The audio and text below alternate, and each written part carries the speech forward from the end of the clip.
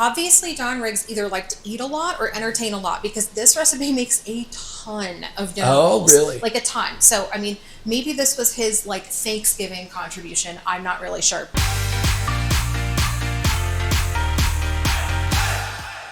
It's John and Rachel. It's our specialty episode of Jeet Jet with our friend Stacy Rounds from City Paper. We're getting a little more acclimated to your recipes that are from Yinzer Yums of Yesteryear. See, now we got it down pat. Yeah, you do. I love it. So the crux of it is you find unique vintage recipes and you try them. So what are we going to try? I do. But what we end up with is like really nice homemade crescent rolls, which look like the Pillsbury. Just going to say, I was looking for the can. Yeah, no can. This is all from scratch. We start with the milk, which I brought up to room temperature, and then we add the full packet of yeast into the cup of milk, and then we add a half cup of sugar, and we're going to let that sit for about 30 minutes. Okay. I have a very curious, very large dog, so I put mine up inside of my microwave off just to like keep curious children and dogs out of it. Sure. And then once that got nice and happy and bubbly, I threw that into my KitchenAid stand mixer. And then we have some melted butter. So we're going to do a full stick of melted butter.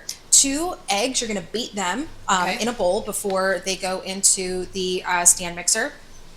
So, and then just a pinch of salt. And all of that you're going to mix together, and then start adding your flour 1 cup at a time, and let that come together. Are we doing this? No, I didn't bring my KitchenAid stand mixer because it weighs like 50 pounds. Okay, I lost track.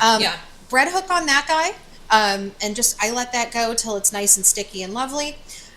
And this recipe takes a long time. So if you have, overnight to let it sit, great. If you have another time to let them rise, great. Like this is good for over a Thanksgiving. It's just for or holiday the weekend. settings is why Correct. it takes a while. Exactly. Sure. And that is what it's going to look like. It's going to have doubled in size, and it's going to rise up.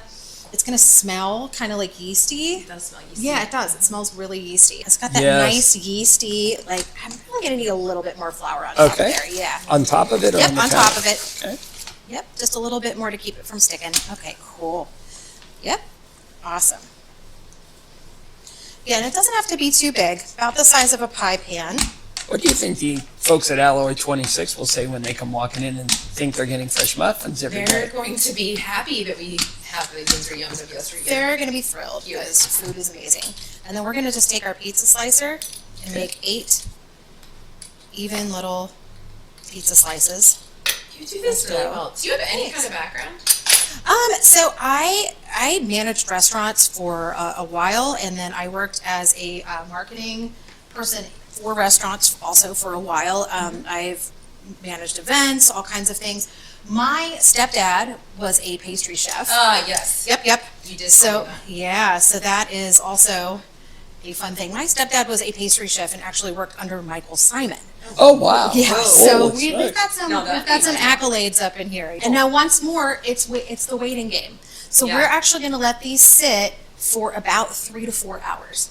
So yeah, Wow. right? We're going to let these sit again. But when they sit, I'm going to actually grab some from over here.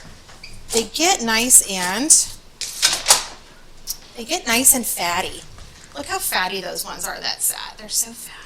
Once they are all fluffed up and baked, I mean, I'm good at this. Look. yeah, they are Voila. wonderful. And I discovered, again, if you want them to taste like the Pillsbury, just brush them with a little bit of butter.